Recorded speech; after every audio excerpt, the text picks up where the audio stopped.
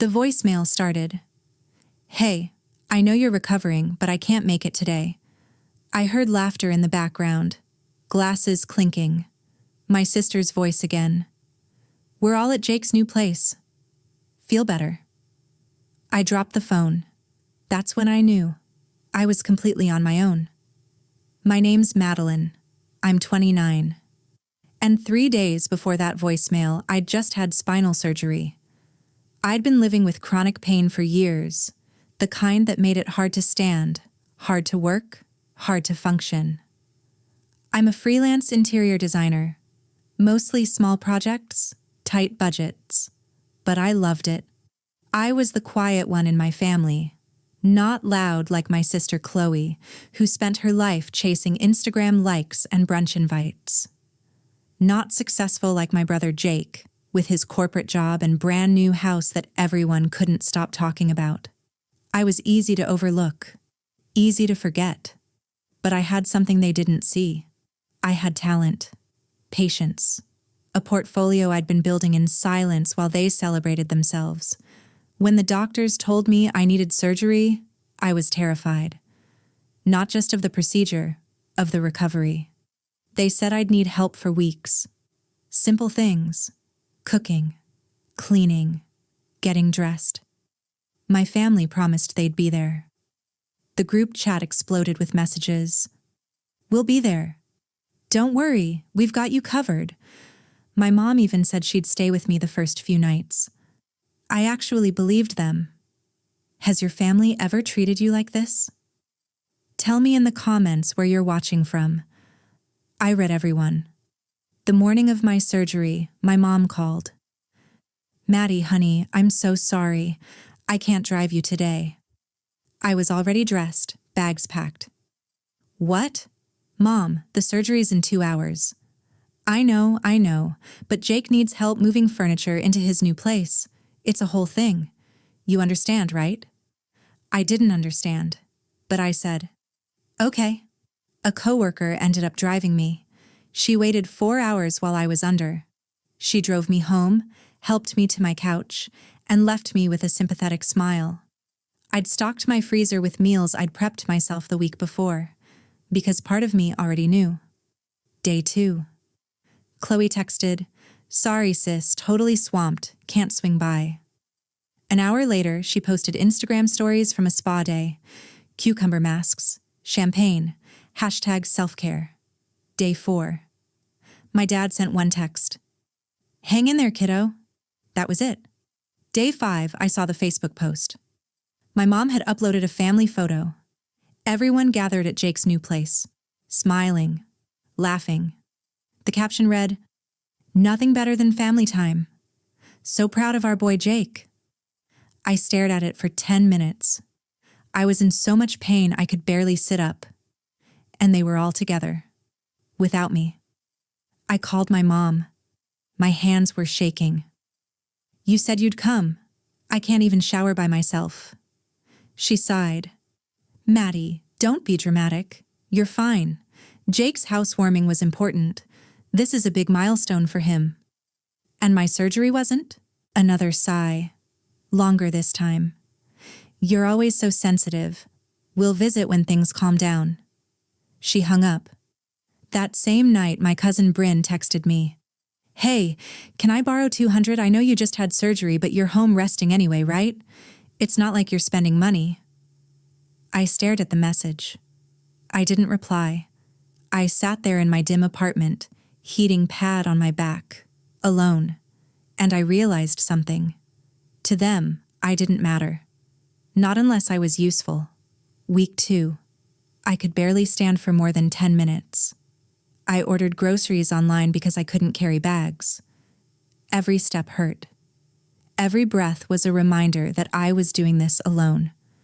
I moved slowly from room to room, relying on walls and furniture for balance. Then I saw another post. Sunday brunch at my parents' house. Chloe had tagged everyone, aunts, uncles, cousins, even distant family I hadn't seen in years. I hadn't been invited. I hadn't even been told. I commented, "Didn't know we were doing family brunch." Chloe replied an hour later, publicly, "Oh, it was super last minute. Plus you're resting anyway." The emoji made it worse. My Aunt Linda called me a few days later. "Maddie, sweetie, how are you feeling?" I told her the truth, that I'd been recovering alone. She went quiet. "Wait. No one's been helping you?" "No." "Oh, honey, I had no idea." But she didn't come either. 2 days later, a mutual friend sent me a screenshot. A group text. My stomach dropped as I read it. "Mom, Maddie's milking this surgery thing. She's always needed attention." Jake. "Yeah, she's probably fine by now. She just likes playing victim." Chloe. "Honestly, she's exhausting." I stared at that screenshot for an hour. I didn't cry. I didn't call them. Something inside me shifted. Not sadness, clarity. Week 3. I was moving a little better, but I was still in pain. My phone rang. "Chloe. Hey, you're feeling better, right?" "I'm getting there." "Great. So I need you to watch my dog this weekend. I'm going to a wedding." I paused. "Chloe, I can barely walk to the mailbox." "Come on, you're home anyway. It's just a dog. Don't be difficult." I hung up. I didn't say goodbye. I just ended the call, and I stopped answering their texts. My neighbor, Diane, had been checking on me since day one. She was in her 70s, a retired teacher with sharp eyes and a sharper tongue. She brought me soup, helped with my trash, sat with me on bad pain days. One afternoon, she asked, "Where's your family, sweetheart?" I laughed, but it came out bitter. "Good question." She squeezed my hand. "I always thought blood was thicker than water."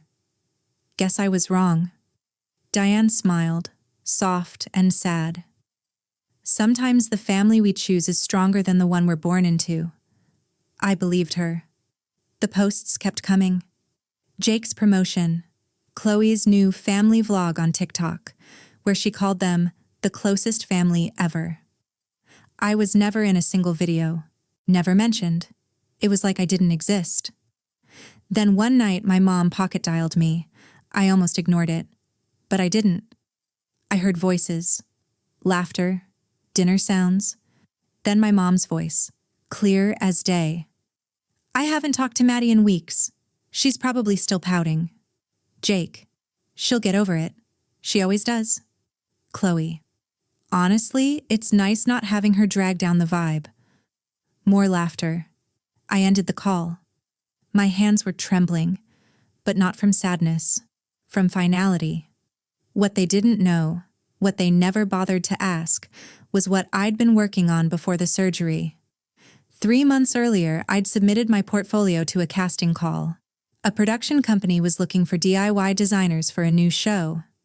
Design on a Dime. It focused on people who transformed small spaces on tight budgets. My apartment was my masterpiece. I'd renovated it myself over 2 years. Thrifted furniture I'd restored. Custom paint jobs. Clever storage solutions that made every inch count. I'd never told my family. They always dismissed my work. Maddie's little design projects. That's what my mom called them. 1 week into recovery, I was lying in bed, scrolling my email. I almost missed it. Subject: "Congratulations, you've been selected for Design on a Dime." I read it 3 times. They wanted to feature my apartment, interview me, film my creative process. Filming was scheduled for 6 weeks out, right when I'd be mostly recovered. My heart pounded.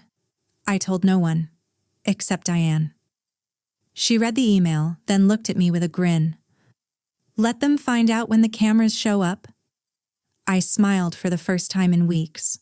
While they were celebrating Jake's corporate climb, posting about Chloe's brunch adventures, I was being contacted by a national TV network, and they had no idea. Diane became my anchor. She helped me prepare the apartment for filming, fluffed pillows, adjusted lighting, helped me touch up a painted accent wall I'd done in soft sage green. "You don't owe them explanations," she said one afternoon, hands on her hips. "You don't owe them anything." The TV crew sent logistics, filming schedule, interview questions, shot list. They'd bring a small team: director, camera operator, sound tech. I started feeling stronger, physically, emotionally, like I was stepping into a version of myself I'd been hiding. My family kept posting. Game nights, holiday dinners, celebrations. I was never mentioned, never invited. Jake posted about another promotion. The comments section filled with relatives congratulating him. Chloe's TikTok series hit 10,000 followers. She called it Our Perfect Family. I wasn't in a single frame. Then, one evening, my mom pocket dialed me again. This time, I wasn't surprised. "Mom, I haven't talked to Maddie in weeks. She's probably still pouting." Jake: "She'll get over it. She always does." Chloe: "Honestly, it's nice not having her drag down the vibe." Laughter. I hung up. My hands weren't shaking this time. I felt nothing but resolve. 2 days before filming, Chloe texted, "Hey, heard you're doing better. Can you babysit Saturday? I've got brunch plans." I didn't reply. I blocked the group chat. All of them. I told Diane, "I'm done waiting for them to see me." She smiled. "They'll see you soon enough." Saturday morning, the TV crew arrived. Branded van parked right in front of the building. Cameras, lighting equipment. Professional crew members in matching shirts. Neighbors peeked out their windows. Whispered. Pointed. Diane greeted the crew like she was hosting royalty. I was calm, dressed simply, smiling for the first time in weeks. One of my neighbors posted a photo on Facebook. "TV crew in our building today. So cool." Within an hour, my phone exploded. Chloe: "OMG, are you on TV? Why didn't you tell us?" Mom: "Maddie, what's going on? We saw something online." Jake: "Is this for real? You should have said something." I muted all of them. Midway through filming, there was a knock at my door. I opened it. Mom, Chloe, Jake, all dressed up, holding flowers. The camera crew was visible behind me. "Sweetie." My mom's voice was too loud, too bright. "We came as soon as we heard. Why didn't you tell us?" I stayed calm. "Tell you what?" Chloe pushed forward. "That you're going to be on TV. This is huge. We're so proud." I looked at her. Really looked at her. "You didn't even visit me when I was recovering. You called me dramatic. You said I was playing victim." Jake stepped in. "Come on, Maddie. Don't do this now. We're family." "Family shows up. You didn't." My mom tried to push past me. "Let's not make a scene. We're here now." I stepped into the doorway, blocked them. "No. You don't get to show up now that it's convenient. You don't get to be in my success story when you weren't there for my pain." The director watched quietly, respectful, but I could tell he understood what was happening. Diane stepped forward from inside. "She asked you to leave. Please respect that." Chloe's eyes filled with tears. "Maddie, please. We're sorry. We didn't know it was this bad." I met her eyes. "You didn't ask. And that's the problem." I closed the door. Gently. Firmly. Through the wood, I heard my mother's voice crack. "What are people going to think?" I whispered to myself. "I don't care anymore." The crew gave me a moment. Then we continued. During my on-camera interview, the producer asked about my design journey. I talked about creating beauty out of limitations, finding strength in solitude, turning pain into something I could control. She smiled gently.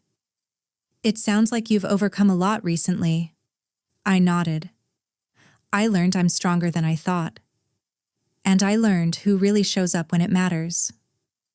My family left the building quietly, embarrassed.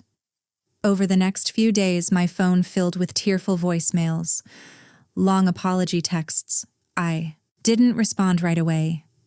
I needed space. Eventually, I replied to my mom, Just one message. I'm open to rebuilding, but it has to be real. No more fake promises. No more being invisible. The episode aired 2 months later. My story resonated. Thousands of messages poured in from people who felt overlooked by family. My freelance business grew. New clients, real opportunities. Diane watched the episode with me, beaming. For the first time, I realized their absence had given me something their presence never could, proof that I was stronger than they ever thought, and proof that I didn't need their approval to be seen.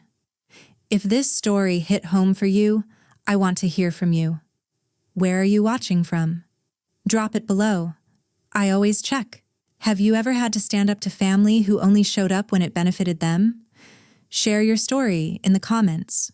You're not alone. And if you haven't already, hit that subscribe button. This community is built on real stories from real people.